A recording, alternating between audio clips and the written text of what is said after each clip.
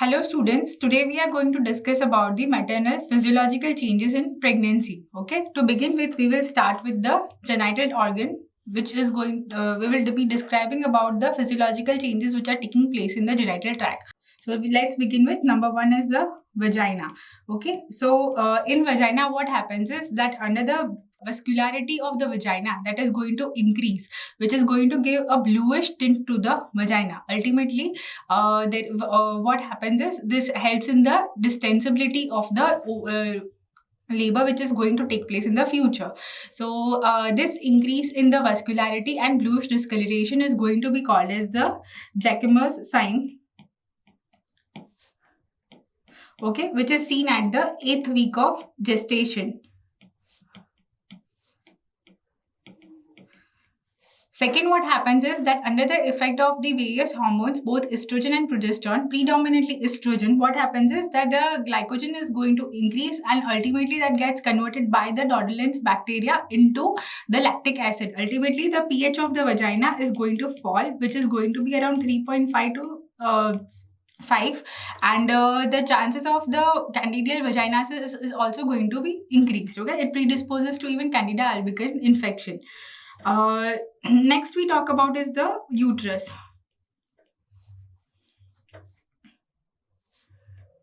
So uterus, in a pre-pregnant state, the size and the weight of the uterus is very small. So it is around from around 70 to 80 grams. The weight is going to increase to 1 kg or 1000 grams.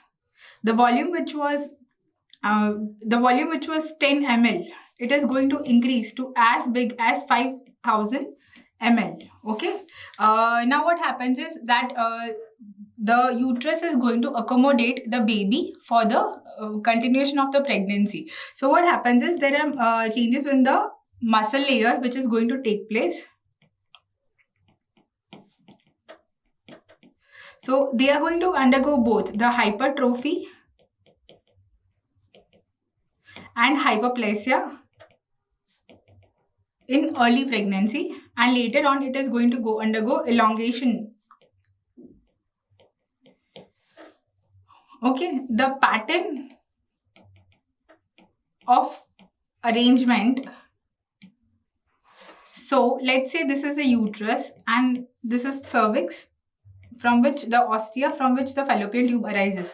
So during pregnancy, the arrangement of the fibers becomes more distinct and clear. So what happens is the inner layer is consisting of the circular muscle fibers which are going to act as the which are going to act as sphincters. The middle layer is going to be constituting of the crisscross fibers. Okay, middle layer is going to be consisting of the crisscross fibers. This crisscross fiber, what happens with that? So let's say this is a uterine muscle. They are arranged in a crisscross pattern, and the blood vessels are going through these crisscross patterns. So what happens is once the baby is delivered, later on, these muscles, when they contract, so the arterial lumen gets obliterated, and as a result of which the blood supply and later on the PPH can be prevented. So this is going to be done by the middle layer, which is going to form the living ligature.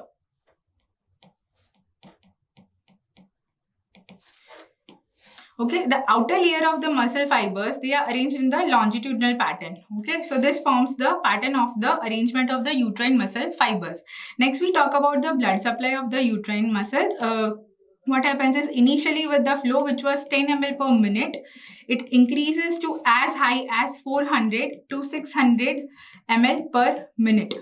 Okay, the inner lining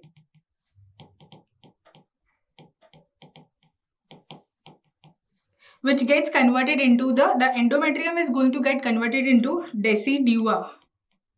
Okay. Now, if we talk about the position, so the position which was the uterus, which was antiflexed and antiverted, what happens is it is going to enlarge and it is ultimately going to become an abdominal organ. Okay, so it becomes abdominal organ, which was initially a pelvic organ. Ultimately, it is going to become an abdominal organ, and the position is going to be dextro-rotated. because of the presence of the sigmoid colon on the left side. So what happens is that let's say if this is the uterus, so it gets deviated more towards the right side, and the cervix is going to get deviated towards the left side, which therefore the lower portion of the uterus lies very close to the left ureter. Okay, so it is going to be dextrorotated. Then next we talk about is the contraction which are taking place in the uterus. So what we observe is the Braxton Hicks contraction. Okay, so in case of Braxton Hicks contraction, these are the contraction which begin in the second trimester, and they are going to be sporadic. There is no particular rhythm which is going to occur, and the pressure generated by them is around 5 to 25 mmHg, and they are going to be painless, sporadic, and irregular. These are not sufficient enough that they are going to cause cervical dilatation. So they are not able to cause cervical dilatation. Okay. So these are the changes which we observe in the uterus. What next is the isthmus. So isthmus is actually the area of the uterus which lies between the anatomical internal os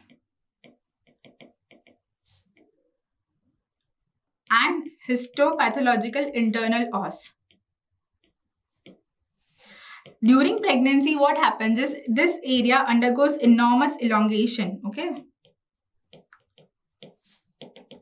so the length is going to increase,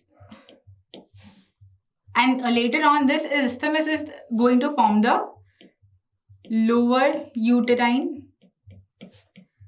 segment, in which we are going to carry out the lower uterine segment cesarean section. Then last is the cervix. Okay, so in cervix what happens is under the effect of the estrogen and the progesterone, what happens is the progesterone is predominant, which is going to increase the cervical mucus thickening. Okay, and it is going to produce a leukorrhea of pregnancy.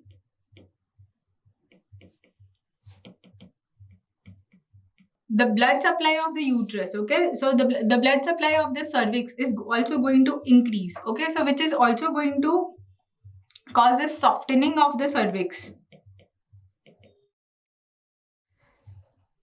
The cervix which was initially firm, it is going to become softened, and this can be palpated on fingers. What we see is the Godel's sign, which is seen at around 6 weeks of pregnancy.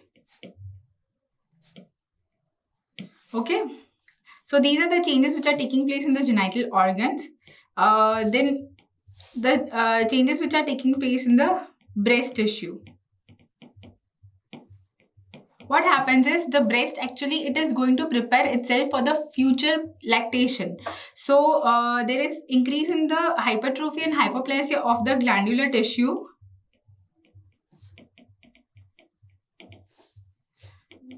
Hypertrophy and hyperplasia takes place. So the ductules,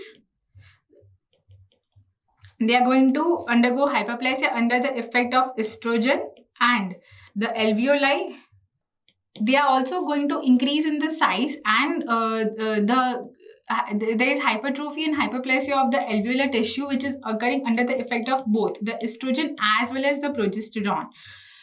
Okay, next what we observe is the nipple, which is going to become more firm. It is going to, the erectile tissue is going to increase in size. So what we observe is the changes in the nipple. Then the sebaceous glands which are present around the areola, they are going to increase in size, which is going to form the Montgomery's tubercle. Okay, so these are the changes what we observe. The last is that there is secondary areola formation. Okay, and the primary areola is going to become more hyperpigmented, and it is going to increase in size. So these are the changes which what we observe in the breast. Now we talk about the hemodynamic changes. So if we talk about the hemodynamic changes, what happens is that the blood volume, it is going to increase by 30 to 40%. Okay. Plasma volume is going to increase by 40 to 50%. But the size of the RBC, they are going to increase only by 30%. Okay. So what happens is that because of increase in the RBC, the total amount of the HB is also going to increase in the body. But because of this discrepancy, okay, so here there is the increase in the RBC is only 30%, whereas the plasma volume increase is 50%. So because of this discrepancy, what we get is the hemodilution. Okay, so this hemodilution is actually helpful for the pregnancy to the fetus because it is going to decrease the viscosity of the blood. Hence, what happens is that the oxygen transfer to the fetus is better compared to the if the viscosity was higher, oxygen transfer would have been difficult. So therefore, viscosity decreases, and hence the oxygen supply to the fetus is going to increase. Second is that because of this hemodilution, after the delivery of the baby, what happens is that the blood supply or the blood volume which is lost, that is also going to be hemodiluted. Okay, so this is one thing. So this decrease or this hemodilution is going to cause the physiological anemia of pregnancy. Okay, so what we get is the physiological anemia of pregnancy. If we see the changes which are taking place in the WBC, we get is the neutrophilic leukocytosis. Okay, so neutrophils are going to increase. Okay, then platelets, they are going to decrease, and this is going to form the thrombocytopenia or the benign gestational thrombocytopenia. Okay, so these are the changes which we get in the hemodynamic system. Apart from that, what happens is pregnancy is a hypercoagulable condition. What happens is all clotting factors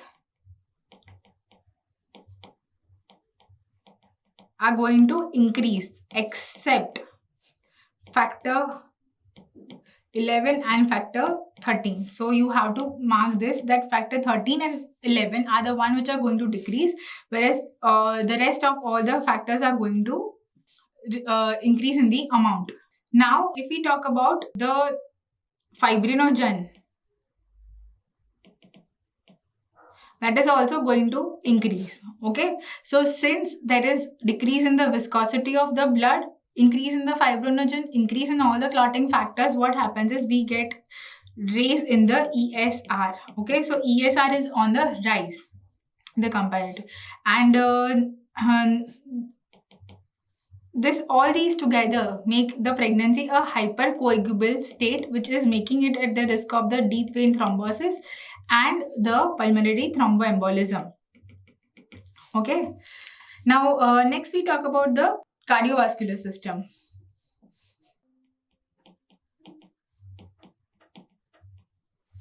Okay, so we all know that cardiac output is a product of the stroke volume as well as the heart rate.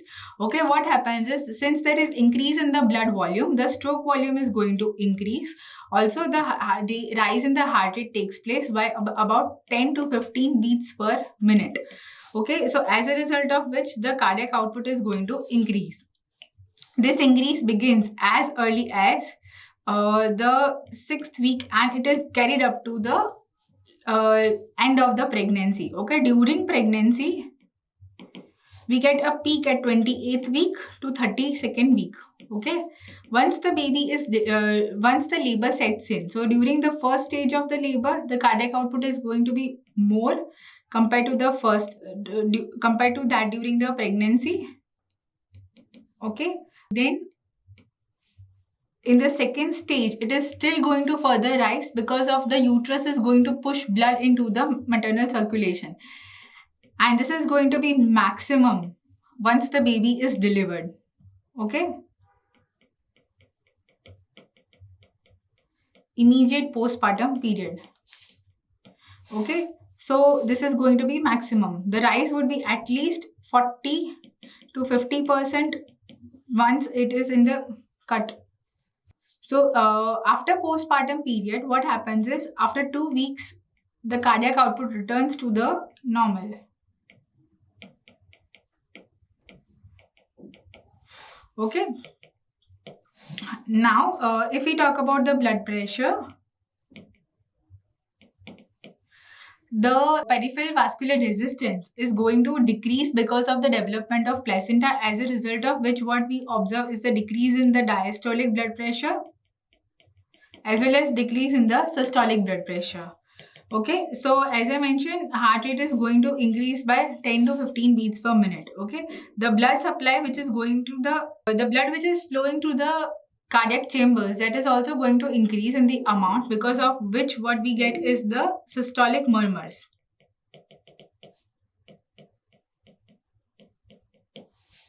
These systolic murmurs are of less than grade 3. Okay, if it is going to be more than grade 3, they are pathological always. Okay, any kind of diastolic murmur is also going to be pathological. Now, what happens is that because of the increase in the size of the uterus, which is going to bulge the diaphragm, and as a result of which the cardiac axis is going to rotate, as well as it is shifted upwards from the fifth intercostal space, it moves to the fourth intercostal space. Okay, and since the axis is going to be rotated, so it is going to be 2.5 centimeter lateral to the mid-clavicular line. Next, what we observe is that because of this axis rotation, if we are going to have a chest X-ray of this patient, what we observe is that there is slight enlargement of the cardiac silhouette, as well as there is straightening of the left corner of the left border of the heart. Lastly, what we get is the increase in the blood flow through the intercostal arteries leads to the memory shuffle. Okay, so this was about the cardiovascular system. Now we talk about the renal system. Okay, so in the renal system, what happens is because the blood flow the blood supply to all the organs cut. In the renal system, the blood volume in all the body is increased, because of which it leads to the increase in the blood supply to the kidney as well. So there, what happens is there is increase in the renal blood flow. Okay, this is ultimately going to increase into the glomerular filtration rate, and this is ultimately going to increase in the creatinine clearance. Okay, this translates into the decrease in the serum creatinine level, decrease in the level of all the uric acid as well. Okay, so these are the changes that we observe in the renal system.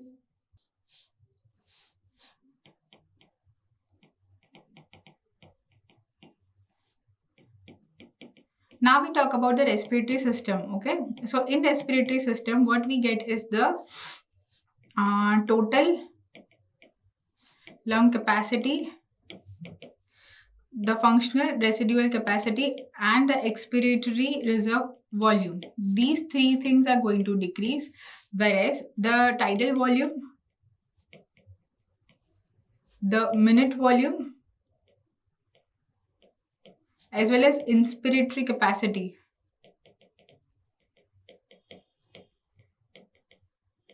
going to increase. Next, we have the changes in the skin.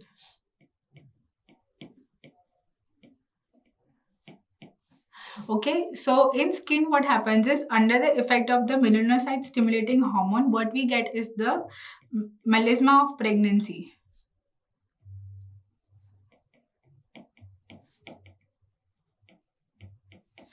Here in the melasma, there is hyperpigmentation around on the forehead, around on the cheeks and the chin. So this is going to resolve with the pregnancy. Next we get is the linea nigra. Okay, so linea nigra is a hyperpigmented blackish line which is stretching from the zippy sternum till pubic symphysis. Okay, and lastly what we have is the stria gravidarum. Okay, here what happens is, because of these are the stretch marks of the pregnancy, that is tearing of the subcutaneous tissue leading to the glistening white shining. Okay, so whitish pink. Okay, these are more of pink. So glistening pinkish pigmentation which we observe in the stria gravidarum because of the stretching of the underlying subcuticular tissue. Eventually, once the pregnancy is resolved, what happens is, what we get is the stria albicans. These are white, represent the scar tissue. Okay. Lastly, what we have is the weight gain. Okay. So if we talk about the weight gain in pregnancy, what happens is that there is roughly 11 kg weight gain. But based on the BMI, what happens is that if the person is less than 18 BMI kg per meter square, it is recommended that at least 12 to 18 kg of weight gain is allowed. Okay, if the BMI of the person is the female is around normal weight, that is 18 kg to 24.9 kg, we recommend 11 to 12 kg of the weight gain. If the BMI of the lady is actually more than 25 but less than 30, that is 29.9, she is overweight, around 8 to 11 kg of the weight gain is allowed. And if she is obese, that is BMI is more than 30, then the weight gain of less than 7 kg is allowed. Okay, so with this we conclude the physiological changes which are taking place in the mother during pregnancy. So now we are going to talk about ectopic pregnancy. So what is ectopic pregnancy? It is the implantation plus development of the gestational sac or the fertilized ovum outside the endometrial lining of the uterus. So it can be anywhere in the fallopian tube or abdominal cavity or even the cervix. It is going to be called as the ectopic pregnancy. So if we talk about the sites of ectopic pregnancy, the most common site is the fallopian tube, which is the most common site. Okay. Then what happens in the fallopian tube? We have ampulla, infundibulum, isthmus, and interstitial. Okay, so ampulla is the site where the fertilization takes place, and therefore it is the most common site in the fallopian tube. Okay, isthmus is one of the narrowest portion of the fallopian tube. Okay, so what happens is, whenever the ectopic pregnancy occurs in the isthmus, it cannot be carried on further, and therefore very early rupture. So most common site to rupture is the isthmus. And in the interstitium, what happens is that surrounding the interstitium, there is a support of the uterine muscles.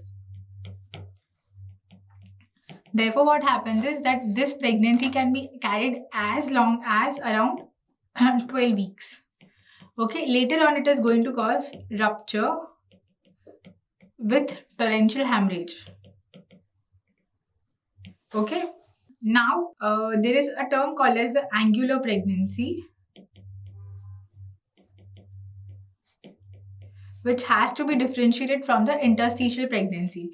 So in angular pregnancy, whenever the pregnancy is implanted inside the uterine cavity, inside the endometrium,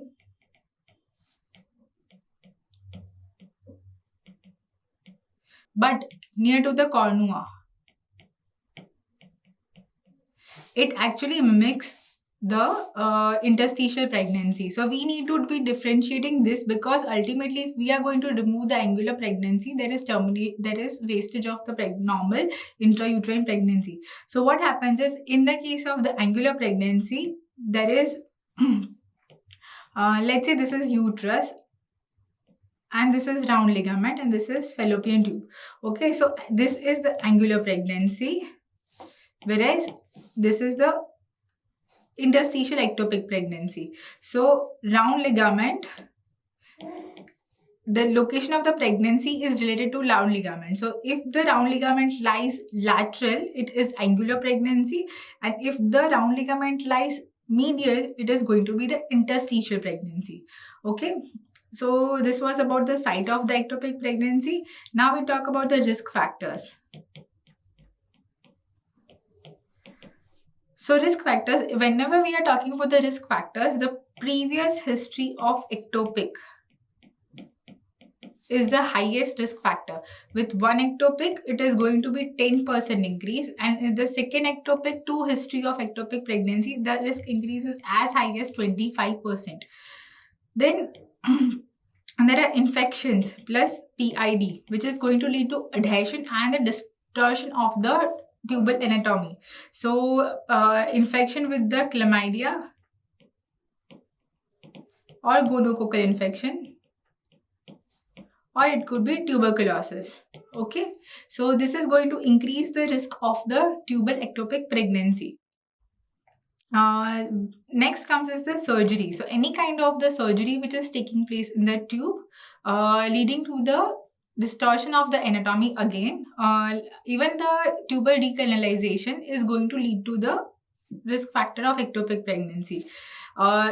If we talk about infection, even if the patient has the history of the puerperal sepsis or post-abortal sepsis, or if there is even history of the ruptured appendix,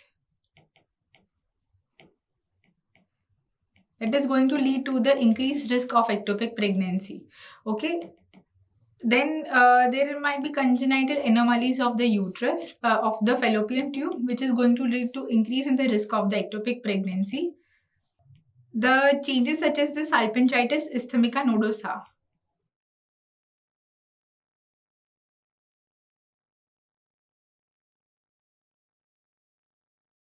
Okay, so in this condition, what happens is there are diverticulum formations which are taking place in the inner lining of the fallopian tube, and constriction in the certain area. So what happens is that the ovum which is going to travel is going to get entrapped here. So this increases the risk. And lastly, we have the failed contraceptive. So in case of failed contraceptive, what happens is that any contraceptive is devised to inhibit the normal pregnancy. But in case of the failure of the contraceptive pregnancy, if at all the pregnancy occurs, then the chances of it being an ectopic is going to be more compared to the intrauterine pregnancy. So this is most commonly observed with the sterilization failure, followed by the intrauterine devices.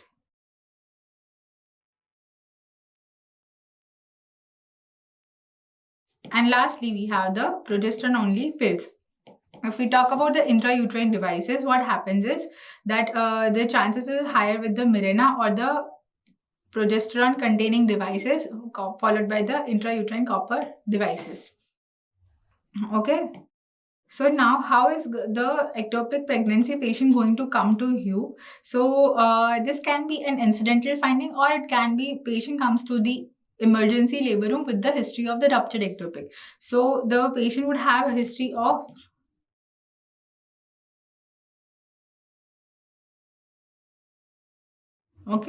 history of period of amenorrhea,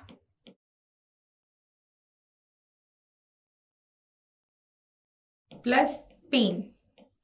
Now, this pain occurs in both the ruptured and the unruptured ectopic pregnancy. In case of the unruptured, there is distension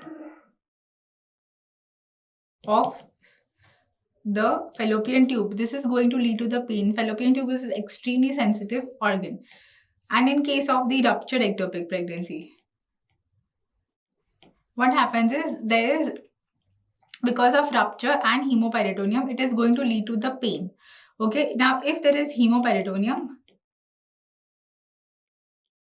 it is going to cause the blood in the whole of the abdominal cavity, and ultimately it is going to cause the irritation of diaphragm. This pain of the irritation of diaphragm is referred to the shoulder, and this is called as the Danforth sign. Okay, so the first so we have a triad here of amenorrhea, pain, and lastly we have vaginal bleeding. If the rupture takes place, the patient also complains of vaginal bleeding. Okay, this patient, if the she comes to the emergency room with the history of ruptured ectopic pregnancy, what happens is there is variable amount of the blood loss in the form of hemoperitoneum, as a result of which there is variable shock. Depending upon the amount of the blood loss, she would be having pallor, tachycardia, tachypnea, and fall in the blood pressure. If you are examining such kind of patient, then per abdominally, what you will get is the tenderness, guarding, rigidity. Also, there is bluish discoloration of the umbilicus because of the hemoperitoneum, which is called as the Cullen's sign. Okay. Next is, if you're going for the vaginal examination of this patient, what you will be finding is the bulging of the posterior fornix, from where you can go for culdocentesis, and there would be cervical motion tenderness as well. Okay, so you send this patient for the ultrasound examination. Also, meanwhile, what you do is the urine pregnancy test or the beta HCG. This is going to be positive. Okay, so UPT is going to be positive. Now, what you do is, if you go for ultrasonographic assessment of this patient, what you will be finding is the empty uterus. Along with that, the adnexal mass containing the gestational sac, plus there is a peripheral increase in the blood supply. This is going to be caused, if you're doing a Doppler of this, what you will get is the ring of the fire appearance. Okay, so hereby you can assess that this patient is having the ectopic pregnancy in the fallopian tube or not. Now, once the diagnosis is made, you have to see that if the patient is unstable due to there is rupture of ectopic pregnancy. Okay, so if the patient has ruptured ectopic pregnancy, the patient is going to be unstable, and you have to stabilize the patient hemodynamically.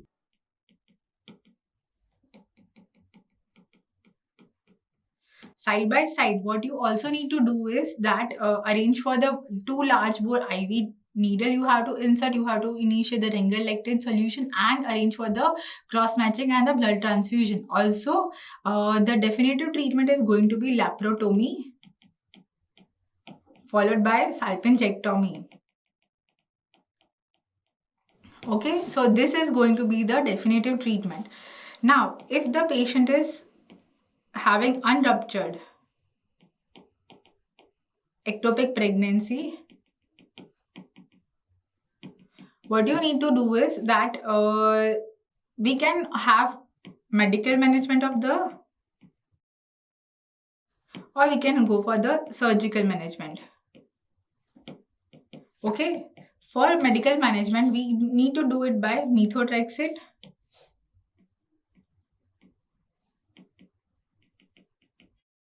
Okay, other drugs like actinomycin D and KCL can also be used, and the mifepristone can also be used. But methotrexate is the drug which is most commonly used. Okay, you need to have a specific criteria for undergoing the medical management. Of them, you have to have that patient should be hemodynamically stable. Ectopic should be unruptured.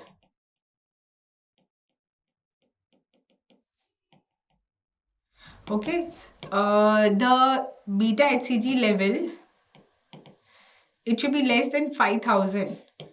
Cardiac activity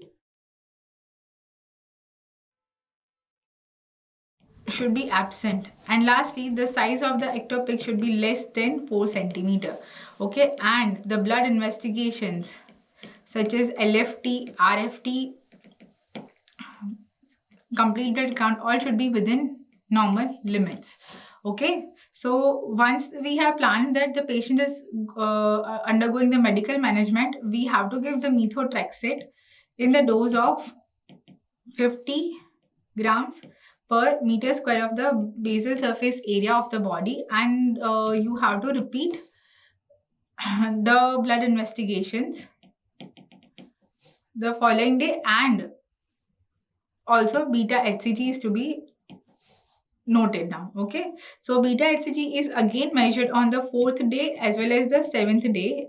There should be a fall by at least 15%. Okay, so decrease in the beta HCG should be at least 15%. Okay, if the fall is not it is greater than 15% or equal to 15%, okay, we have to repeat the methotrexate after day 7th, and which can be done for at least 2 more cycles. If this is done and the further failure takes place, what we call it as the failed medical management. Okay, in such cases we have to go for the surgical management. Okay, so in case of the unruptured pregnancy, medical management is done only in the patients, selective patients.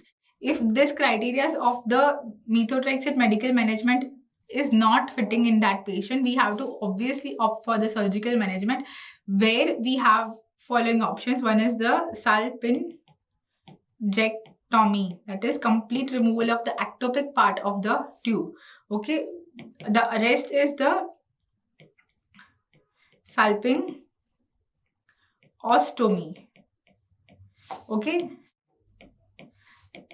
in salpingostomy, what we do is we put the nick on the anti-mesenteric border of the fallopian tube, and we are going to undergo the hydrodissection of all the ectopic tissue, and ultimately let the surgical scar remain open. Okay, so we leave it open and allow it to undergo the healing by the secondary healing. So later on, the chances of the adhesion formation would be reduced. Okay, so this is the option, but the chances of the incomplete ectopic removal are going to be increased with the salpingostomy. Okay, the other thing what we have is the pingotomy.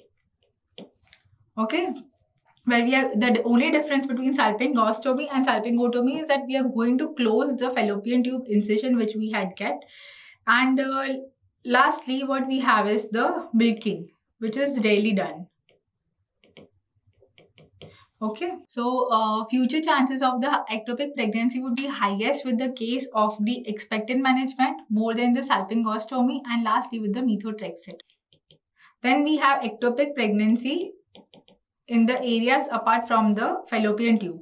So ectopic in the case of the ovary, so ovarian ectopic, which is recognized by the Spiegelberg's criteria. Then we have abdominal pregnancy.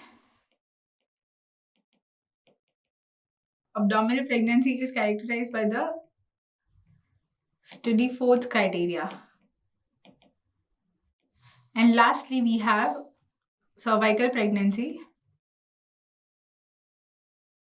which is characterized by the Rubin's criteria. Okay. So with this, we finish the ectopic pregnancy. So now we are going to talk about the placental abnormalities. Okay, so placental abnormalities. Normally, the human placenta is hemochorial. What happens in the abnormalities of placenta is that it is going to have a single lobe. Now it can, instead of the single lobe, what happens is that there may be two lobes. Okay, which creates a bilobate placenta. Okay, if there are three lobes, it is going to create trilobate placenta. And if there are more than three lobes, that is going to create a multilobate placenta. Okay, so if there are two completely separated lobes, okay, so in the lobes, what happens is there is partial separation. Now, if there is complete separation, what happens is it is called as the placenta duplex. Okay, now this is about the lobes. Sometimes what happens is that this is the main lobe of the placenta. There is another lobe which is going away from the main lobe of the placenta, and it is surrounded in the membranous structure, and it is receiving one particular type of the blood supply from the main lobe of the placenta. This grows inside the membranous portion. So this is going to be called as, this lobe particularly is called as the succenturiate lobe of placenta. Now, how is this going to be diagnosed? Okay, so what happens is that this is diagnosed after the delivery or the removal after the removal of the placenta. We see that there is another lobe of accessory placenta which is growing in the membranes, or there is retained placenta, and the whole of the placenta what we get is complete, and we see that the blood vessel is arising. So that can be diagnosed after the delivery of the main of the placenta. So what problem it is going to create, since certain portion of the placenta is retained inside the uterus, it is going to lead to the retained placenta, and ultimately leading to the postpartum hemorrhage. So to remove this, we have to take the patient under GA, and we undergo manual removal of placenta. This needs to be done. Okay, so this was about the succenturiate lobe of placenta. Then there are certain abnormalities which is called as the placenta extra coriolis. Okay, so this has two particular types. So first it would be the membranous placenta. Okay, and other one we have is the circumvallate placenta. Okay, so the placenta extracoriolis, we have two particularly. One is the circumvallate placenta, and the other would be the membranous placenta. Okay, so what happens is, in the circumvallate placenta, we have normally what happens is the basal plate, which is in the maternal side.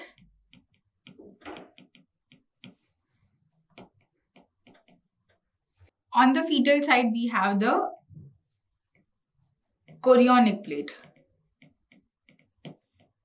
So these two are going to be equal in size, and there is exchange of the blood between these two taking place. The exchange of oxygen via the surface area takes place amongst these two plates, and ultimately the fetus is not compromised. But due to certain abnormalities in this kind of circumvallate placenta, what happens is that there is a portion of the smaller portion of the chorionic plate, and the maternal side, which is the basal plate, this is not covered by the chorionic plate. Ultimately, it is a thin rim of the amnion and chorion. These are going to fold upon itself around the periphery of this chorionic plate, and this is going to form a white fibrous ring. the portion of the basal placenta, okay, which is in the periphery, is not going to be covered by the chorionic plate. And ultimately, what happens is the surface area available for the exchange of the oxygen and the other nutrients would be very less. This translates into the abnormalities such as the miscarriages. Okay, so these are the complications which can occur. So miscarriage can take place. Then it can lead to the preterm labor. It can lead to chromosomal abnormalities and the structural abnormalities.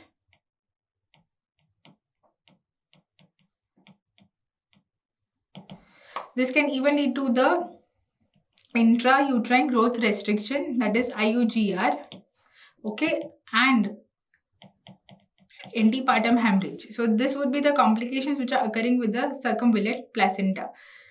Okay, now if we talk about membranous placenta, what happens is that in membranous placenta, the whole of the chorionic villi, this would be growing, is only lined by the membranes. Okay, so in the entire uterine cavity, there is membrane which contains the villi. So the placenta is very thin plus membranous. As a result of which, what happens is after delivery,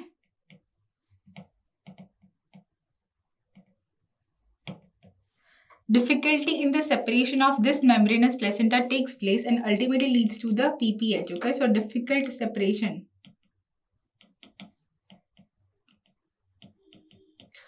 Okay, sometimes what happens is that if this placenta, membranous placenta, would be in the lower uterine segment, if we are going to rupture the if we are going to palpate, or even if we are going to rupture this particular membranous placenta, considering it as the membrane, it might lead to the torrential hemorrhage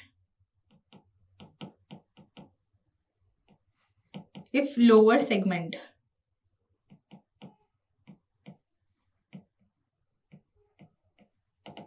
Okay, so these are the abnormalities of the placenta extracoriolis. Okay, then with aging of placenta, sometimes what happens is placental infarct can take place, or there is deposition of the calcium in the placenta. So then there is the chorioangioma, which is a kind of hematoma in placenta. What happens in chorioangioma? It is a benign condition where there is a development of the hemangioma taking place inside the placenta. Ultimately, what happens is on the fetal side, there is going to be abnormal arteriovenous shunting plus malformation. So what happens is the amount of the blood which is circulated in the fetus increases, and ultimately the fetus would be having hydrops as well as cardiac failure, and this is increasing to cardiac failure in fetus, plus there is hydrops. Okay, this might lead to the fetal death. Okay, so on the maternal side, so this was about the fetus. The mother would have maternal mirrored syndrome. That is, similar thing would be seen in the mother. The mother is mimicking the fetus, and what we have here as well in the fetus is that in the mother is that the mother would also develop the cardiac failure. Okay, now on ultrasonography, it is diagnosed as increase in the hypoechoic lesion in placenta on USG. Also, if you are going for a Doppler of this placental area, we will have abnormalities and the AV malformation is noted. For treatment, we have to observe this patient and the fetus antenatally, and we have to go for antenatal surveillance of this. So, antenatal surveillance needs to be done. If needed, fetal blood transfusion can be done, and you can go for the fetoscopic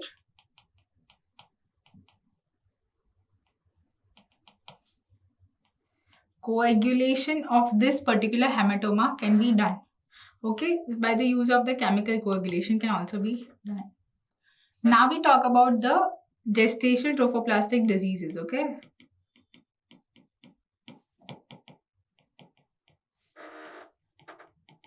so gestational trophoblastic disease, this includes the abnormal proliferation of the trophoblast of the placenta. So what we see here is the abnormal proliferation of trophoblast. This abnormal proliferation can result into two kind of changes. One is the benign and the other would be malignant. Okay. Now, if we talk about benign, what we have here is the molar pregnancy, which can be into complete mole or it can be partial mole. Whereas if we talk about the malignant gestational trophoblastic disease, we have invasive mole. Next we have is the choriocarcinoma. Then persistent gestational trophoblastic tumor. Okay, persistent gestational trophoblastic tumor. And last is the epithelioid tumors. Okay. Now, if we talk about the molar pregnancy. In molar pregnancy, what happens is that the abnormal trophoblastic proliferation taking place such that in the villi we get hydropic degeneration. Ultimately, because of this hydropic degeneration, what we are getting is the grape-like vesicles, which are going to fill the uterine cavity. Okay, now there are certain risk factors which can lead to the increased chances of the molar pregnancy. So these risk factors include increase in the age, okay, previous history of the molar pregnancy, okay, or the high parity. And this is a disease which is typically observed in a low socioeconomic class. Okay, so now pathology behind this is that there is formation of the grape-like vesicles, which are the trophoblastic tissue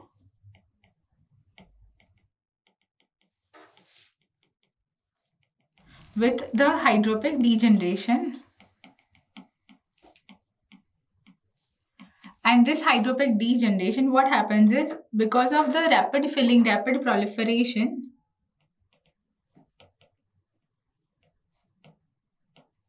it is going to fill the uterine cavity.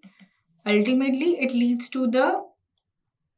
does not allow the inner cell mass to develop. So this inner cell mass which was developing, it is not allowing it to develop.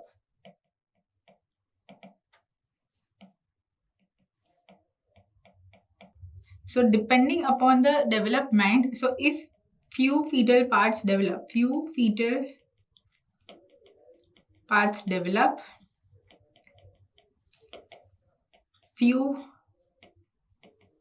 blood vessels develop, and few villi develop, it is going to form partial mole. Okay. If no fetal part develops, there is no fetal part, no blood vessel or no villi. No blood vessel and no villi. This is going to form the complete mole. Okay. Typically in the partial mole on histopathology, what we observe is the scalloping of the margins. Okay. Now, once this is done, what happens is this, since it is lined by the trophoblastic tissue, this vesicle is going to produce excess amount of the beta HCG. Okay, this beta HCG goes and it further acts on what? So beta HCG, this is going to cause hyperemesis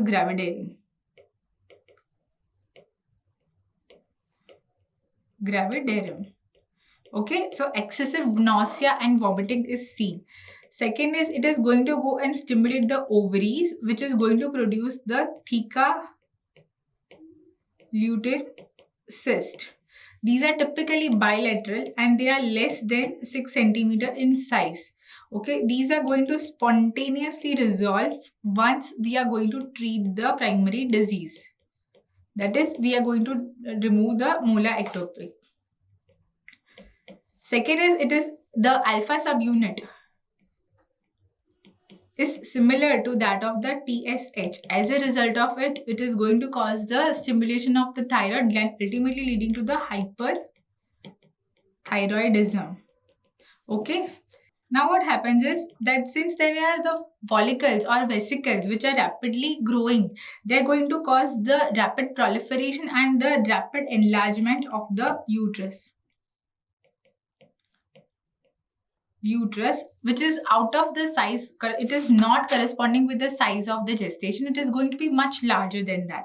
Okay, and what you get is the dye feeling of this uterus, okay, which will be very soft.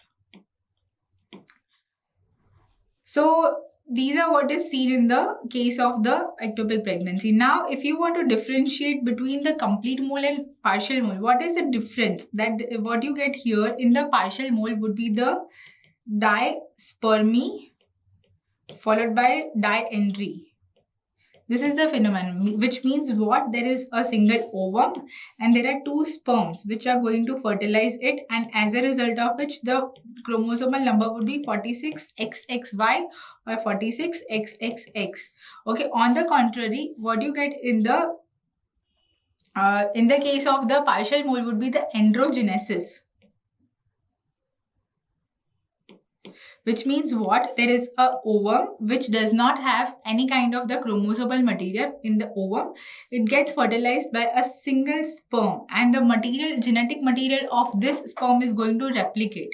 Okay, so what we have is either 46XX or 46XY, but the whole material is going to get derived from the sperm, which is going to produce the androgenesis. Okay. All of the symptoms in the partial mole and the complete mole would be almost similar, except the size of the uterus is going to be more, and this might have the normal size or corresponds with the weeks of gestation. Okay, then what you also have is some fetal part develop. Whereas here we do not get no fetal parts. Okay, one very important factor what happens, which is seen with both of these, is that since these are trophoblastic tissue, they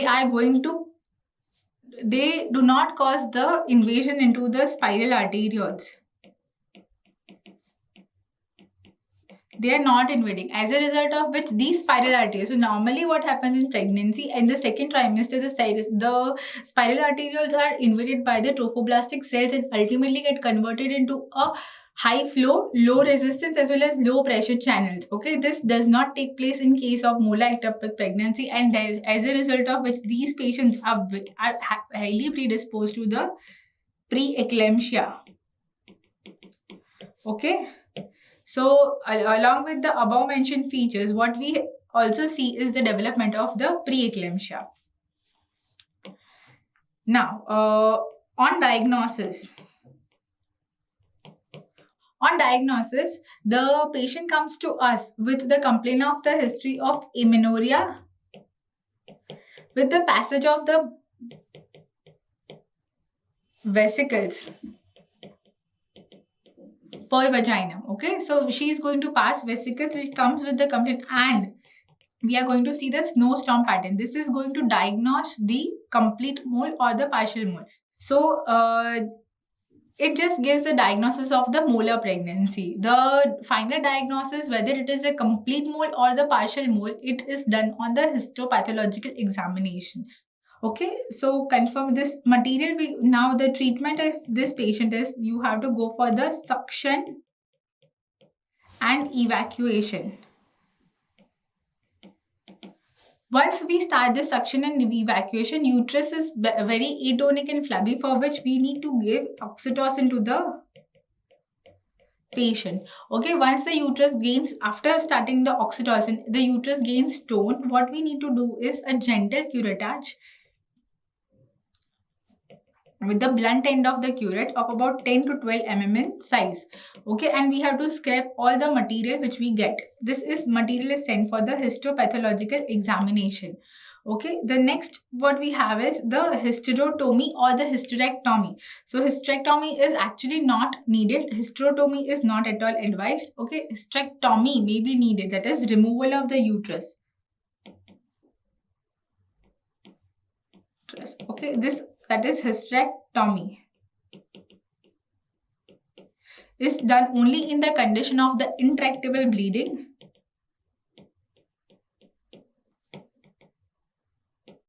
or perforating mole.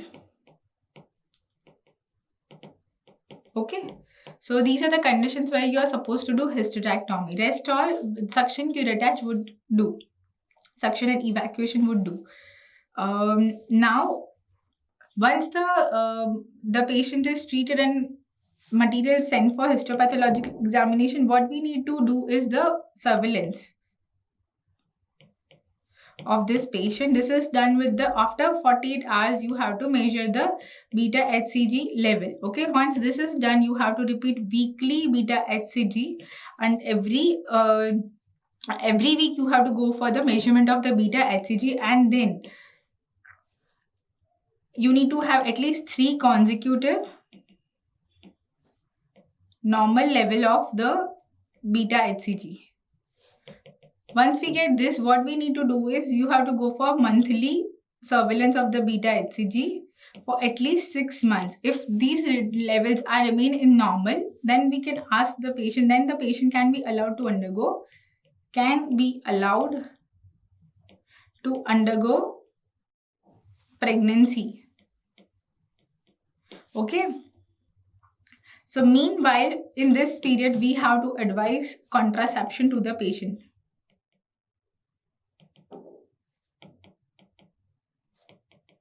which can be either done by the estrogen plus progesterone, that is combined oral contraceptives, or you can only give progesterone only pills. These are better. Okay, so this is about the molar pregnancy. Now we talk about the malignant conditions.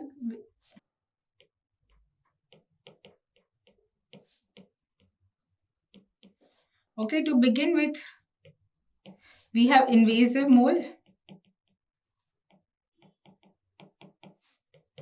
we have choriocarcinoma, and we have placental site trophoblastic tumor. Okay, so the invasive mole, there is presence of complete villi. Okay, we have both the syncytial trophoblast plus cytotrophoblast. Okay, this choriocarcinoma is going to develop from the early syncytial trophoblast plus cytotrophoblast, and placental site trophoblastic tissue contains only cytotrophoblast. Okay, so this placental trophoblastic tissue, okay,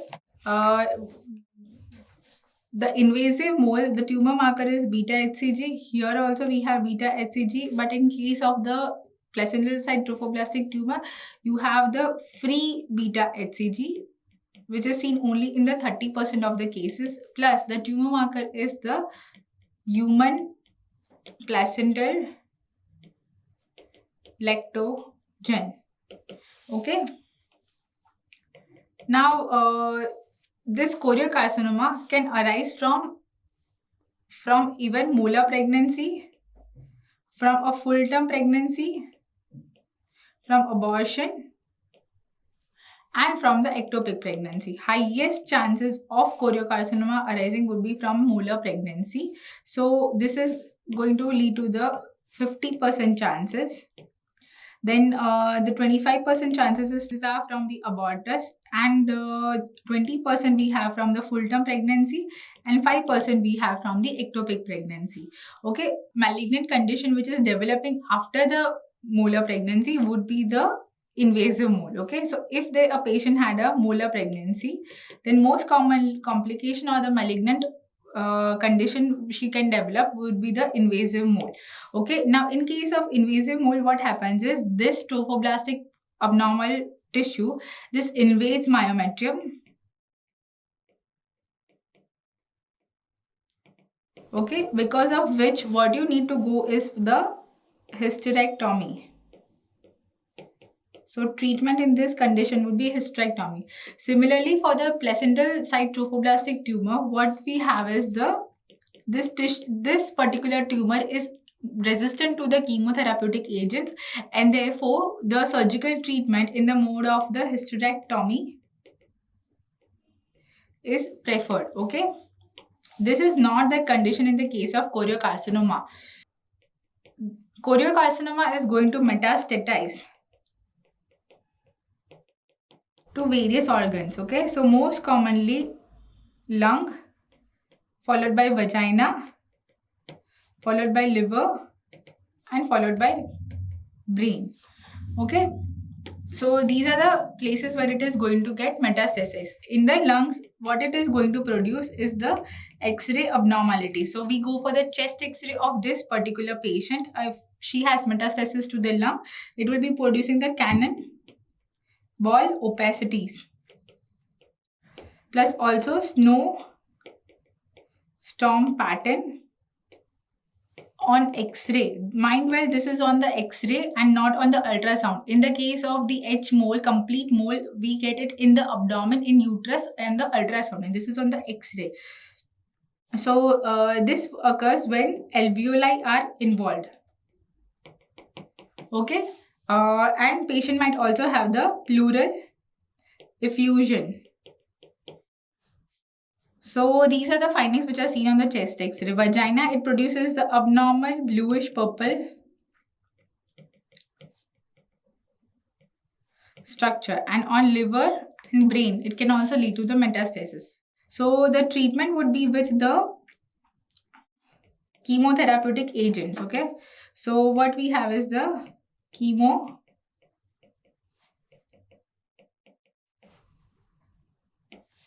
Most commonly what we use is the methotrexate along with the folinic acid.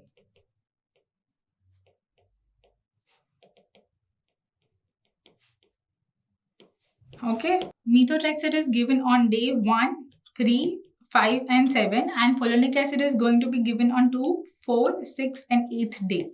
Okay, the other drugs which can be used. So there are certain molar pregnancy where you need to give the other drugs which are so this includes Emaco, which stands for etoposide, methotrexate, then actinomycin D, C stands for cyclophosphamide,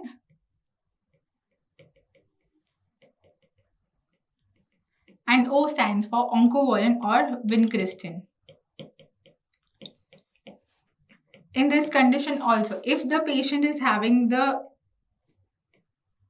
liver mets or brain, you need to give chemoradiation to the patient plus radiation to the patient. Okay, Lastly, surveillance is to be done in this patient. So if the patient is low risk, what we need to go is surveillance for at least 12-month period with the beta HCG level. And for the high risk patient, okay, you need to do surveillance with beta HCG for at least 24 months. Then there is this FIGO staging, which everyone needs to remember about the invasive mole or the choriocarcinoma. So if the choriocarcinoma, it remains confined to the uterus, that is going to be stage 1. Okay, so just to the uterus. Then in the case of the FIGO stage 2, it is going to remain confined to the pelvis. Stage 3, it is going to remain confined to the lungs. That is, metastasis to the lung takes place. And in stage 4, any other organ. Okay, so this is all about the choriocarcinoma and placental abnormalities and the molar pregnancies. Okay, now we are going to talk about the antepartum hemorrhage. So what is antepartum hemorrhage? The antepartum hemorrhage is any kind of bleeding which is taking place in the genital tract or from the genital tract before the period of viability, but after the period of viability, but before the delivery of the baby. So antepartum hemorrhage, this can be, there are various factors which are going to lead to various causes of antepartum hemorrhage. Okay, so the causes include, it could be because of the placenta, because of the trauma, or because of the fetal cause, such as vesa previa. So if we talk about the placental cause, we have two more particularly. We have one is the placenta previa and placenta accreta. Okay. The other causes would be trauma to the genital tract. Then it could also be because of the trauma in the cervix, vagina, or any other part. It could also be because of the rupture of the previous cesarean section scar, or it could be the polyp which is bleeding, or the cancer of the cervix which is bleeding. Okay, so the most common causes of the placenta of the antepartum hemorrhage would be the placenta previa and placenta accreta. Okay, in case of the vesa previa, the blood which is coming is of the fetal origin, whereas in these conditions it is the maternal origin. Okay, now we begin with placenta previa. So what is placenta previa? Let's say this is uterus and this is the lower cervix and the lower uterine segment and internal os. Okay, if the placenta is implanted in the lower portion of the uterus such that it reaches to in the os or it is near to the os, that is called as the placenta previa. So the problem here is that this lower uterine segment is going to undergo invariable dilatation during the later parts of the pregnancy, that is near term. What happens is there is difference of the surface area amongst the placenta and the lower uterine segment, which is shearing forces in the opposite direction are created, ultimately leading to the opening of the maternal sinuses and leading to the bleeding.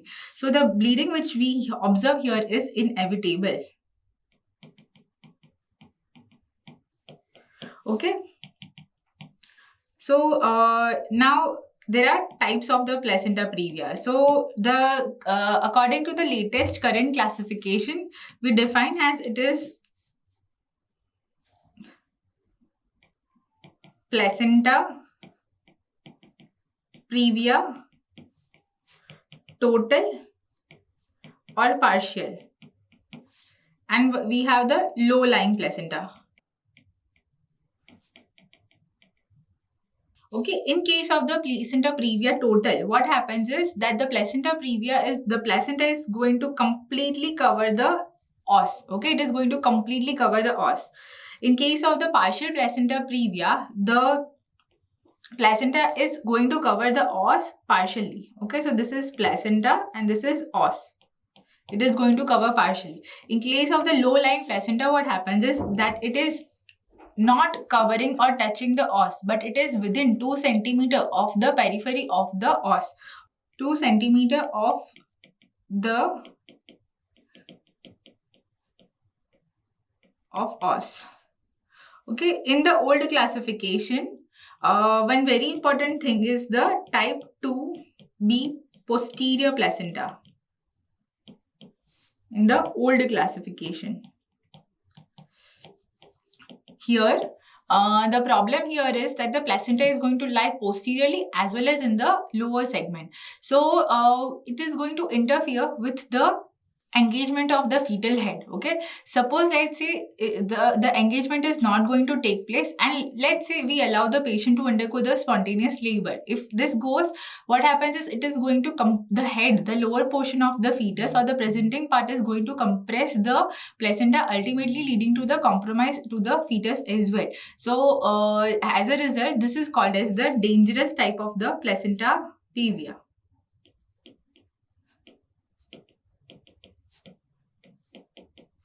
Okay, so that was about the type of the placenta previa.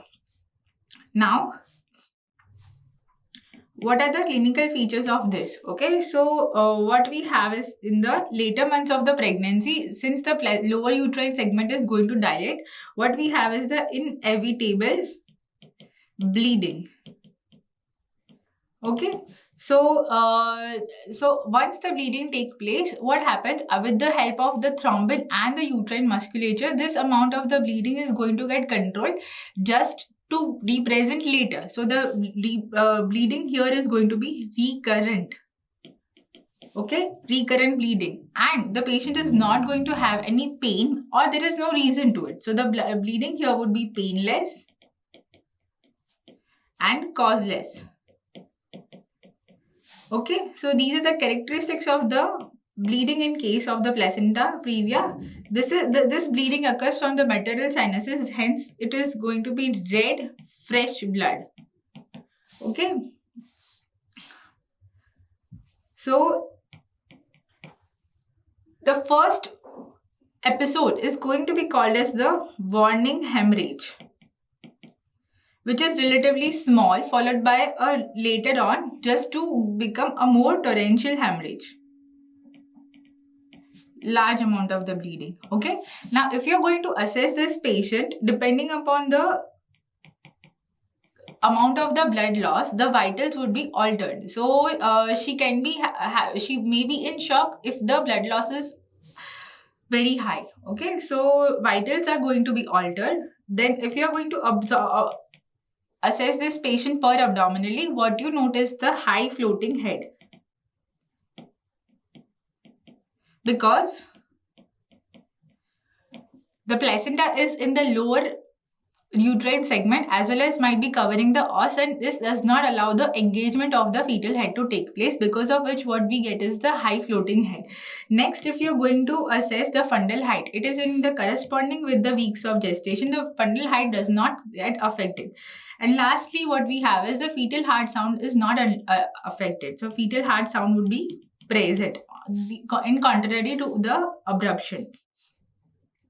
So then comes the per speculum and per vaginal examination. Okay, so mind where this particular thing is not supposed to be done. So never ever perform per vaginal examination in case of a patient with the placenta previa. So whenever such patient with the antepartum hemorrhage comes to you, always to rule out placenta previa before performing the per vaginal examination. So what you do is you send the patient for the transvaginal sonography, and the transvaginal probe is used to see whether the placenta is low lying or not.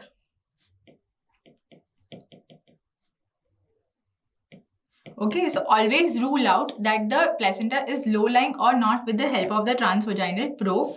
Later on, if it is not there, then you can perform the per vaginal examination. Okay, so the diagnosis is done with the help of the transvaginal ultrasound. Okay. Now, once the diagnosis is made, what next is to be done? So this is determined by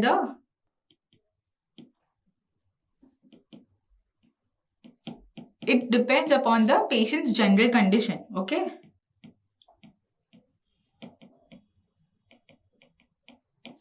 So if the general condition of the patient, it is going to be, if the patient is into the hemodynamically unstable, irrespective of the period of gestation, okay, the period of gestation does not matter if the mother's hemodynamic condition is compromised. So irrespective of the period of gestation, you have to go for the termination of the pregnancy in the form of the cesarean section. Okay. Now let's say the mother is hemodynamically stable. What we need to do is assess the period of gestation. The next immediate step is you assess the period of gestation. Okay, if it is completed, 37 weeks completed, that means fetal maturity has been achieved, so there is no further risk in putting the mother's life to the risk. So that's why what the immediate next step is you have to do is the termination again in the form of the cesarean section. Okay, with arrangements for the blood transfusion and the other things. Okay, the next is if the period of gestation is less than 37 weeks, what we do is we assess whether we have two options. One is the expectant management,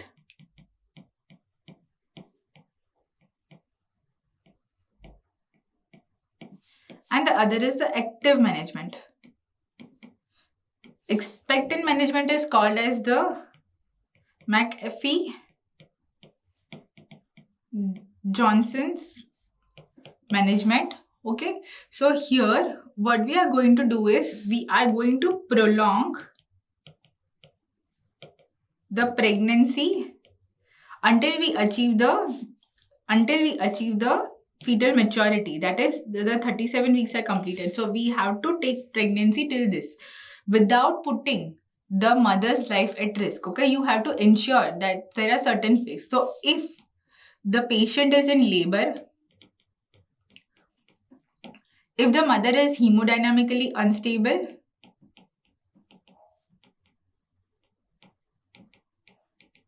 if there is fetal distress, or if there is intrauterine fetal demise,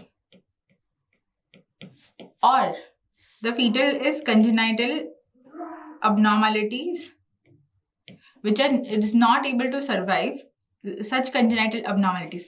In these conditions, the expectant management is contraindicated, and what you need to do is the active management of the labor. Okay, so if these are the conditions, that is the patient is hemodynamically unstable, or she is in labor, or she is having the fetus is having fetal distress, or intrauterine fetal demise, or congenital anomaly which is not capable with the life, just go for the active management. Okay, if all these are not there, what you have to do is the expectant management, where you give the patient bed rest. Okay, then you also you are going to assess the patient, also send all the blood for investigation and arrange for the blood transfusion, and regularly assess the patient such that she having more bleeding or not. Okay, so the management now, in case of active management, if the placenta on ultrasound examination is in active management, if the placenta is if is type 1 or type 2A anterior, okay, 1 or 2A anterior, what happens is you can allow for vaginal delivery. If it is type 2B posterior, or completely low lying or completely covering the os, what you have to go is for cesarean section. Okay, which can be which, depending upon the condition, you can go for the lower uterine cesarean section or you can go for the classical section. Okay, and with the due measures of preventing the postpartum hemorrhage. Okay, so this is about the placenta previa. Then we are talking about the placental abruption.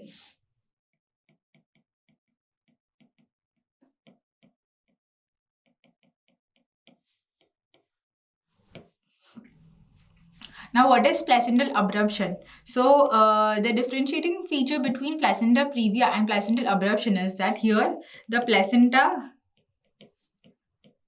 is normally situated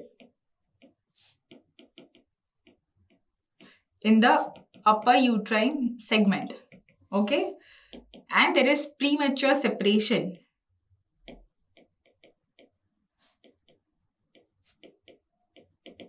which is going to lead to the bleeding.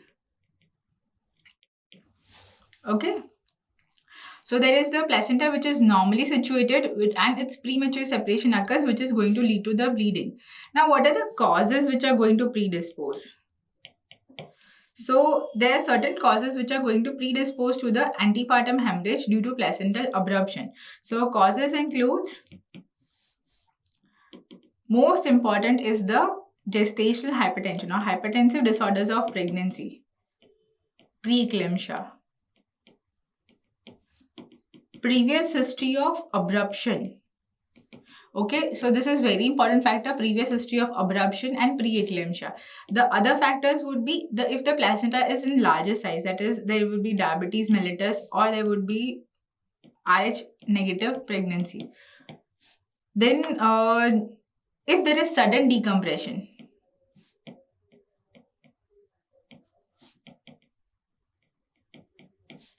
of placenta, as in the case of the polyhydramnios with rupture of membrane, or there would be PROM otherwise. Okay, then smoking and cocaine, these are going to predispose to it. Intrauterine growth factor is also a growth restriction, is also a risk factor. Now, the other things which are going to predispose to this would be there would be hyperhomocystinemia.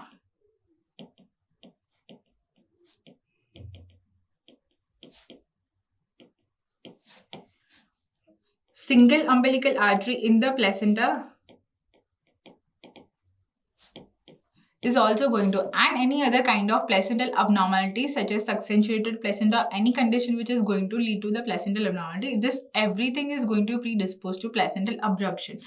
Okay, so this was about the causes of the placental abruption. Now, there are types of placental abruption.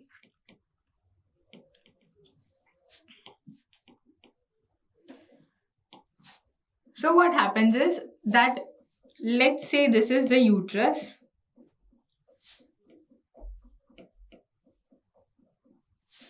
This is the placenta which is normally situated. Okay. Suppose the separation begins from this end of the placenta such that the blood can allow and trickle and appear in the lower uterine segment. So it is revealed in which is visible to us. Okay, so this is this is called as the reveal kind of the placental abruption. Okay, the other variety is, suppose the separation of the placenta occurs in such a way that the blood gets collected behind the placental separated tissue and in between the uterus, such that the blood gets so much collected that it is going to increase in the size of the uterus and ultimately we are not able to see it. So this would be called as the concealed type. Okay. So these are the two main types. Sometimes what happens is, what we get is both the varieties. This is called as the mixed. Okay. Now, if we talk about the reveal type of the placenta abruption, what happens in the reveal type is that the patient is going to present us with the complaint of the bleeding. Whereas in the case of concealed type, the patient comes to us with the variable amount of the shock. Okay, depending upon how much amount of the blood has been lost in the uterus. Okay, so you go for a transvaginal ultrasound just to differentiate between is it a placenta previa or not. Okay, here you can go for the transabdominal ultrasound to reveal whether there is retroplacental collection of blood taking place or not.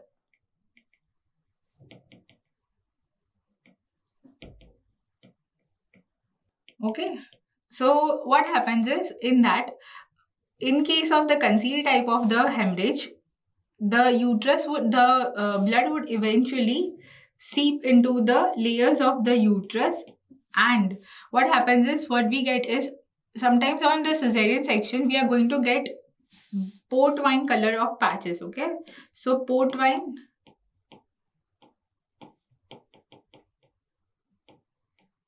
on uterine surface. This is called as the Obg1rr's uterus. This is not an indication for the hysterectomy. You have to manage it conservatively. So no need for hysterectomy. Just manage it conservatively. So it is going to be an incidental finding. Okay. Now complications.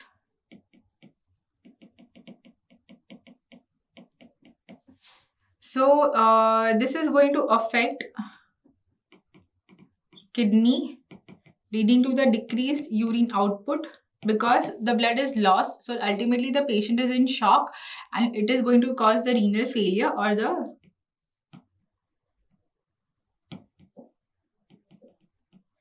evidence clinically by decrease in the urine output. So this is the most common complication. Second is there is DIC. Okay, what happens is that release of the thromboplastin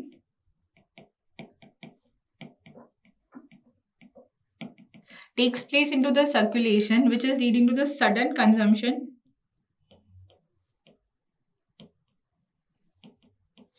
of fibrinogen plus the platelets, ultimately leading to the microthrombi in the vasculature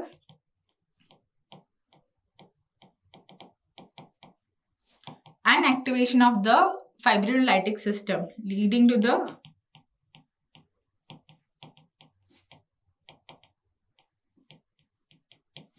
increase in the FDP plus increase in the D dimer.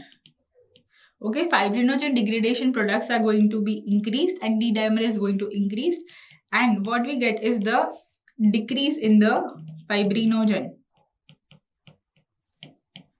Okay, so there is decrease in the amount of the fibrinogen as well as there is increase in the amount of the FDP and D dimer. Okay, depending upon which, what you are going to give to the patient is the fresh frozen plasma, platelet count, and the cryo precipitates. Okay, so if it is less, if the fibrinogen is going to be less than 100, what you need to give is the fresh frozen plasma. Okay, now to the fetus, very high chances that the fetal demise takes place. Okay, because of the sudden loss of the blood. So if this patient comes to you clinically, what happens is that if there is concealed hemorrhage, the patient is going to be in shock with the variable amount of the shock depending upon the blood loss. Then if you are going to examine this patient per abdominally, the uterine size is going to be more than the period of gestation, and the uterus is going to be tense plus tender plus patient complains of shock and pain. The patient complains of pain, and per vagina, depending upon it is sorry, I forgot to mention, the fetal heart sound would also be absent typically. Okay, and per vaginally, depending on whether it is revealed hemorrhage or the concealed hemorrhage, that you will get bleeding or not. Okay, so the management of this patient. So when a very big difference between the placenta previa and placental abruption is the management. There is no room for the expectant management. The only management is the termination of the pregnancy.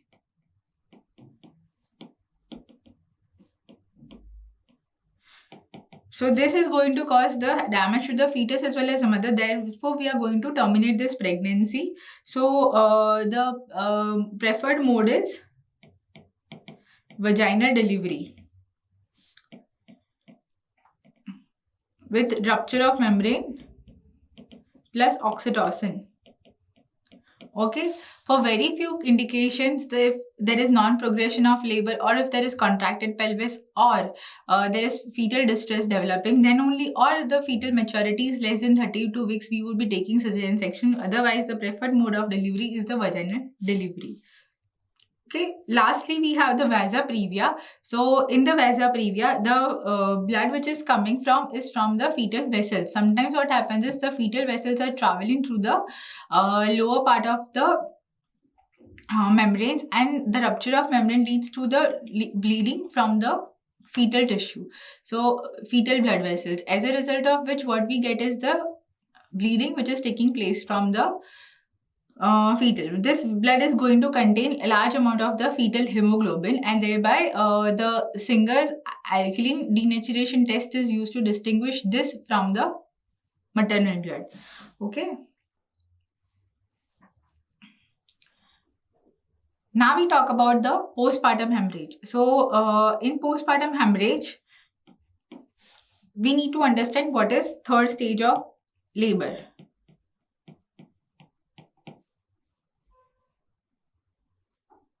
Okay, so in the third stage of labor, what happens is it begins from the delivery of the fetus till the delivery of the placenta.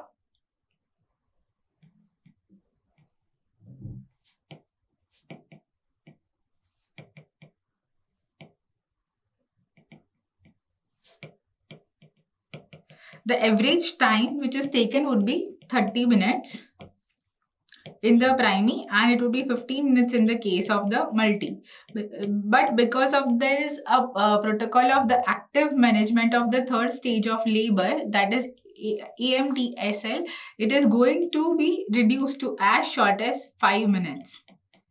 Okay, so following the delivery of the fetus, the placenta is going to get separated. Now there are two phases. One is the placental separation and placental expulsion. So what happens is that the placental separation begins by, there are two methods. Okay, one is the Schulz method and one is the Duncan's. Here what happens, so let's say this is the uterus and this is a placenta which is implanted. Okay, this is fetal surface and this is going to be maternal surface. In the Schulz method, let's say if see the separation begins from the center such that the blood collects between the placenta and the uterus. Eventually, the center would get separated first, followed by the periphery. So what at the cervical os, what we see is the shiny surface. Shiny fetal surface which is seen. So for Schulz, we have this shiny fetal surface which is seen at the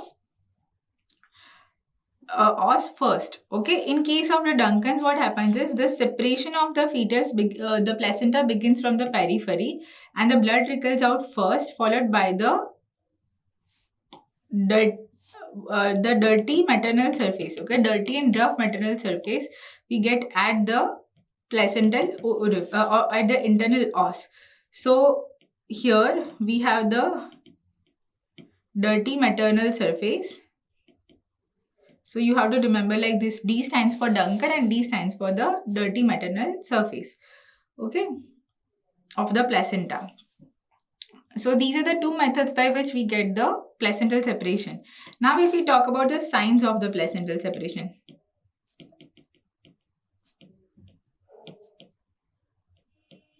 We have abdominal signs and we have vaginal signs. So in case of abdominal sign, what happens is that firstly there would be there would be the uterus which is going to contract, okay. So since the uterus is contracting, what we get is the firm plus globular uterus. Second is, once the uterus is firm and globular, what happens is the placenta is going to come down and occupy the lower uterine segment, which is going, as a result of which we get the slight rise in the fundal height, okay. And because the placenta is in the lower uterine segment, we are going to get a suprapubic bulge.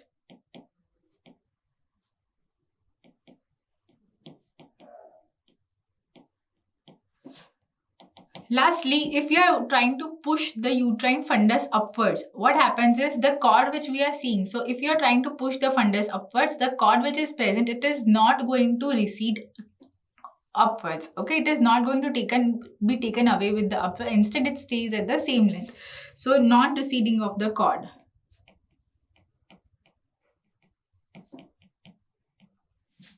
Now in case of the vaginal signs, what we see is the permanent lengthening of the cord.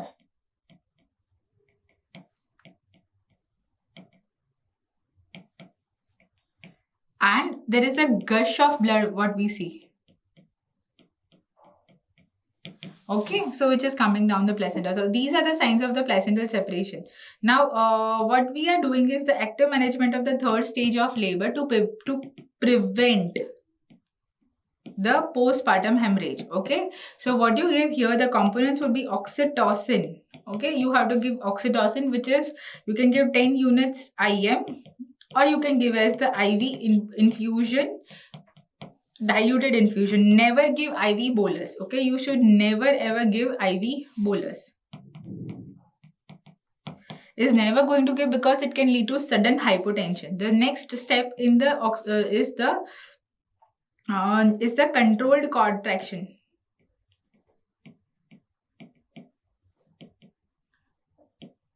So controlled contraction is done by the modified Brandt-Andrew method. Here, what you are going to do is, suppose this is the uterus and let's say this is the placenta with the cord. So with one hand, you are going to apply the pressure in the upwards and the forward direction, whereas upwards in the backward direction, whereas with the other hand, you are gently going to give traction on the cord in the downward and the backward direction, as a result of which the placenta would be separated easily. Never pull, because pulling predisposes to the uterine inversion, okay. So then what you are going to do is the delayed cord clamping. At least wait for 1 to 3 minutes, okay. You have to check for the fetal pulsations in the cord. Once they are gone, you can go for the delayed cord clamping. And lastly, you have to go for is the intermittent uterine tone assessment. Mind well that active management does not have uterine massage as a component. Uterine massage is a part of the treatment and not the prevention, okay. So assessment of the tone. So these completes the active management of third stage of labor, okay. So if after by doing active management of third stage of labor, usual time is 5 minutes. If after 30 minutes, if the placenta is not delivered, that is called as the retained placenta. Okay, now we are going to talk about the postpartum hemorrhage, okay. So in case of the postpartum hemorrhage, what happens is that the normal blood loss during a vaginal delivery would be around 500 ml. During a cesarean section, it is going to be 1000 ml. During the cesarean hysterectomy, it is going to be around 1500 ml. Okay, if the blood loss is more than this, we can call it as the postpartum hemorrhage. So now in case of the postpartum hemorrhage, what happens is, so let's say a patient gets delivered at your labor room and she undergoes the postpartum hemorrhage. So you have to assess what are the causes. So there are typically 4 T's which are going to cause. So first is the tone. Second is the trauma.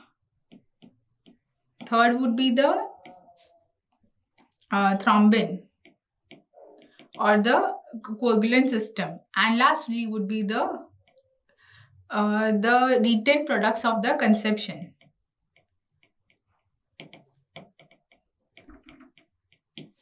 Okay, so this tone, what happens is, normally following the delivery of the placenta, the uterine muscles are going to act as a living ligature. That is, the vessels are going to pass between the crisscross layers of the muscle, and ultimately when these crisscross fibers are going to cause the blood vessels are passing, they are going to obliterate the vessel and ultimately help in stopping the blood loss.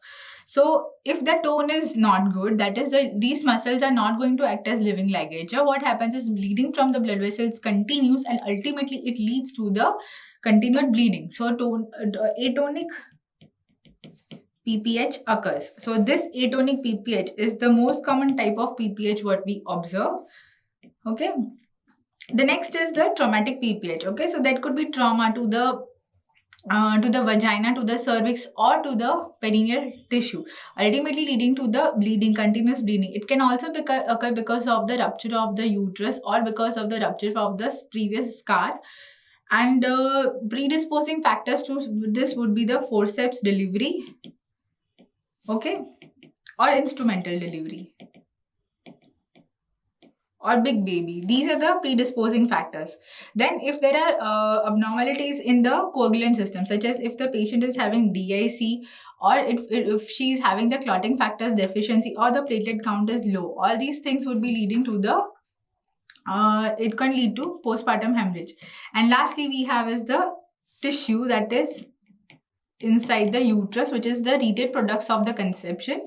So this tissue which is present inside the uterus is not going to allow the proper contraction of the uterus. Ultimately it leads to the sinuses remaining open and leading to the bleeding. Okay, so the abnormalities of the placenta, such as the succensurate lobe of the placenta or accessory lobe or bilobate placenta, this is going to be one of the very important cause of the retained products of the conception. Okay, now if it is occurring from in less than 24 hours, it is going to be called as the primary postpartum hemorrhage.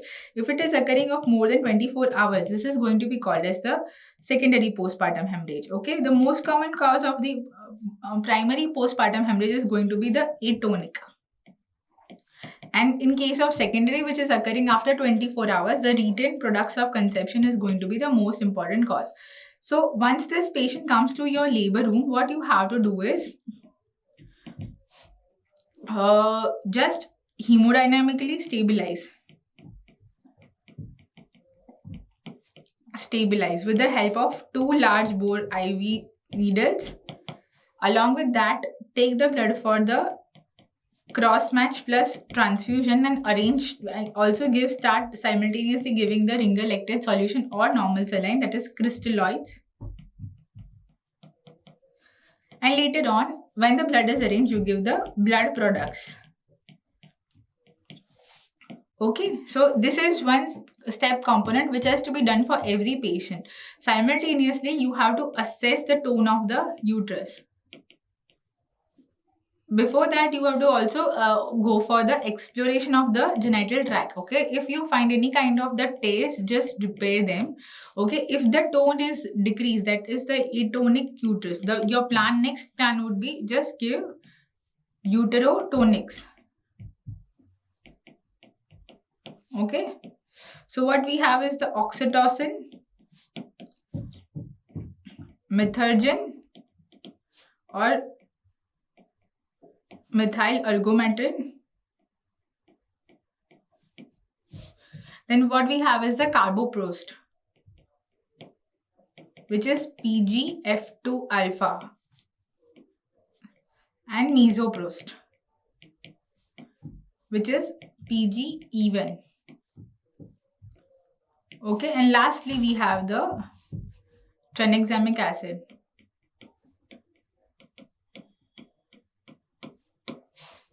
Okay, so these are the drugs which are used.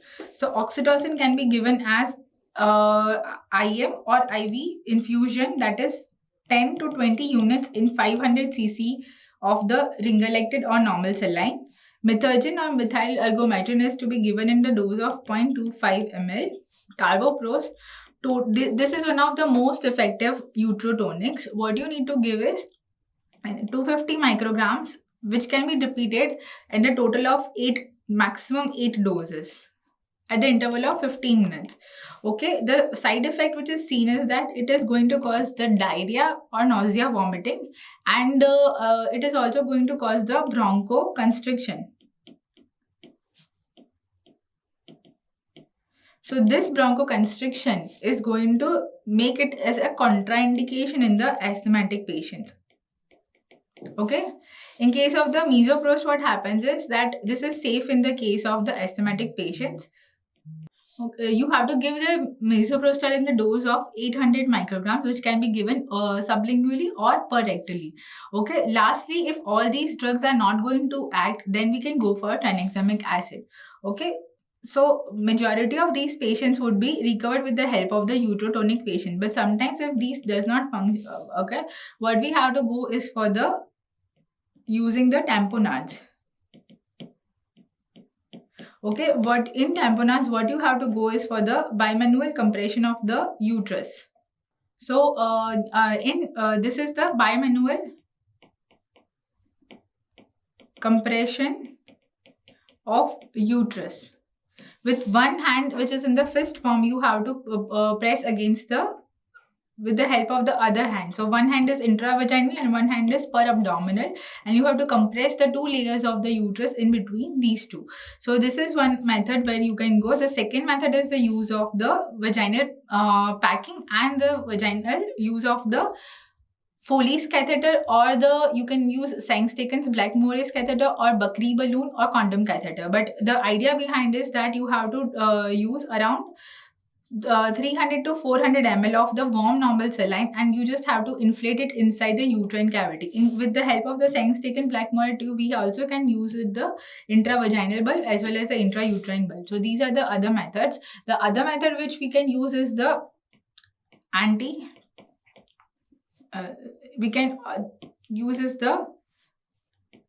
military anti-shock garment,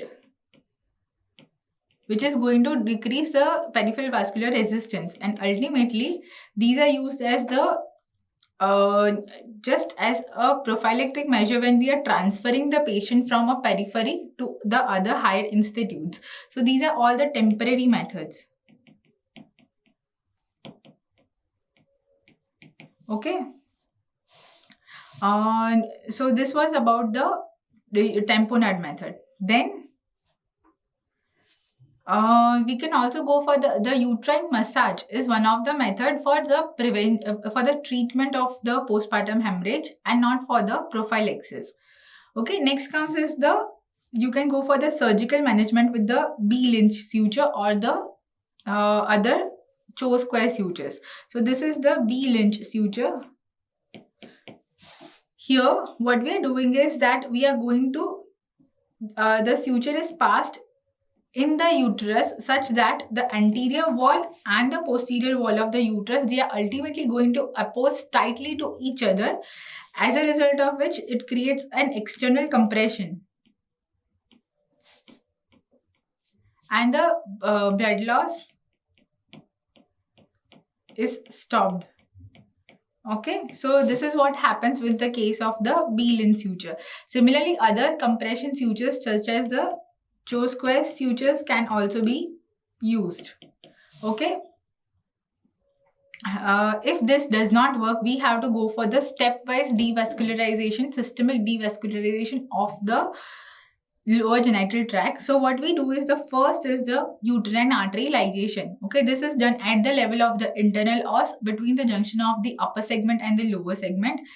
This is going to control bleeding. Okay, if this does not, what we go is the anastomotic site between the uterine artery and the ovarian artery. So this is the anastomotic site. We go for ligating that. If this does not occur, we go for ligating the anterior division of the internal iliac artery,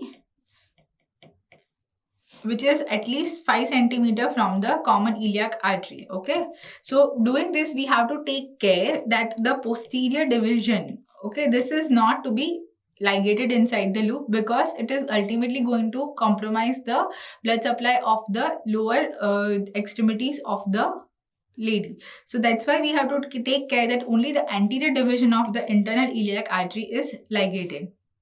Now, if all these do not work, then if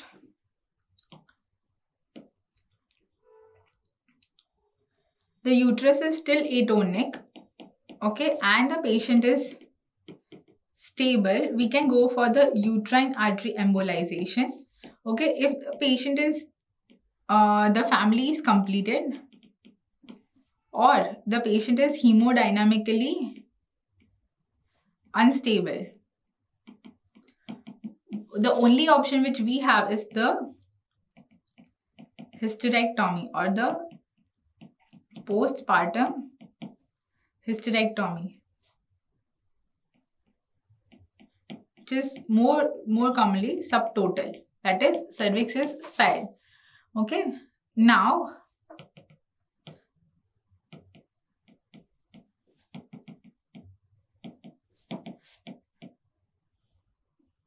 we talk about the other spectrum, which is retained placenta. If the placenta does not separate between 30 minutes after the delivery, then it is called as the retained placenta.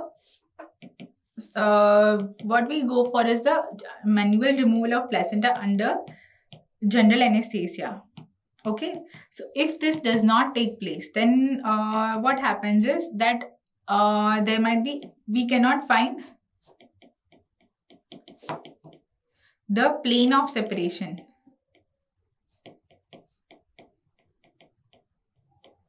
It would be morbidly adherent placenta.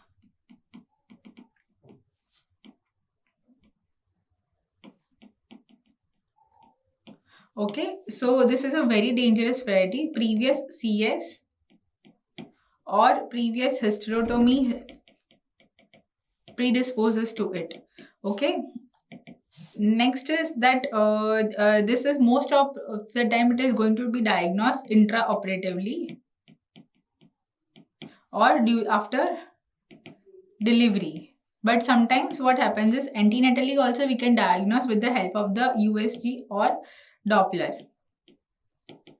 If the for treatment of this patient, what you have to do is that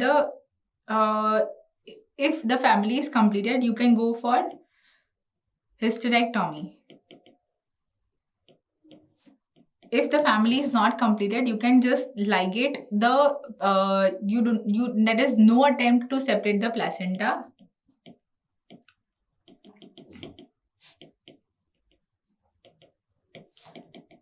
Just ligate at the level of the umbilical cord and keep it inside, and you can try the medical management with methotrexate, but most of the time it fails, and ultimately we have to go for the hysterectomy. So this was all about the postpartum hemorrhage. Now we talk about the twin pregnancies. Okay, so in twin pregnancy, what happens is that the multifetal gestation, it's a kind of multifetal gestation where we get two fetuses inside the uterus. Okay, the others would be the triplets and the quadruplets and so on. Okay, according to the Helen's rule, what happens is that the rule 1:80 is the ratio for the twin pregnancy in case of the multifetal gestation. Okay, 1 into 80 raised to 2 is for the triplets, 1 in 80 raised to 3 is for the quadruplets, and so on. Now, when we talk about twin pregnancy, we have to remember that there are two terms. One is the dizygosity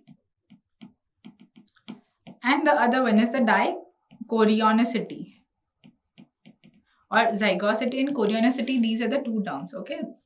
So let's talk about the zygosity, which implies to the type of the conception. So in case of zygosity, it is the type of conception. So if there is there are two different ovum which are released and they are getting fertilized by two different sperms. Okay, what we get is the two kinds of we are going to get is the dizygotic fetuses.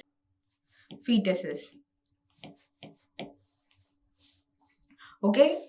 On the contrary, if there is one sperm, one ovum, and it is getting fertilized by one sperm, ultimately it is going to the fertilized ovum is dividing into the two equal parts. Okay. So what here we get is the monozygotic fetuses. So the trend is of the dizygotic fetus is depends upon the age, the parity, and the use of the assisted reproductive technologies. It is on the rise, whereas the rate is going to be constant, which is 1 in 250 pregnancies. Okay. So this is rare, this is more. Around 70% are dizygotic, 30% are going to be monozygotic. Now, in case of the dizygotic pregnancies, they are more of the fraternal twins, or they are similar to like the siblings. So if you are using a graft in the other twin, there is very high chances of the graft rejection. Okay, whereas the graft is easily accepted because of the same chromosomal material. Okay, and DNA fingerprinting is also same, but the fingerprints of both the twins are going to be different. So this is about the dizygotic twins. Next we talk about is the chorionicity. Chorionicity is equal to the type of the placentation. So in case of the chorionicity, what happens that all the dizygotic twins, they are going to be having two different placentas and they are going to be dichorionic by default.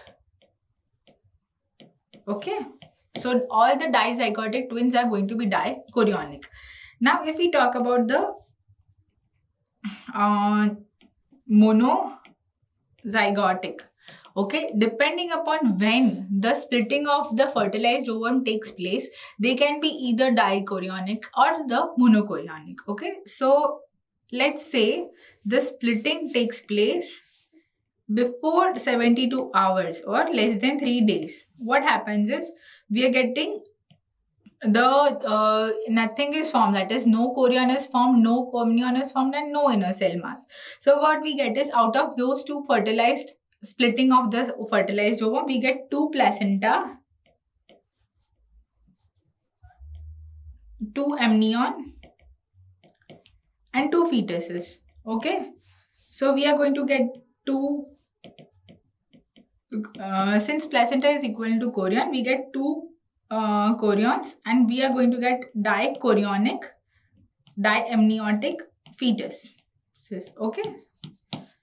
Now, if it is between day 4 to day 7, what happens is that the chorion is already being formed, but the inner cell mass and the amnion are still separate. So what we are going to get is a single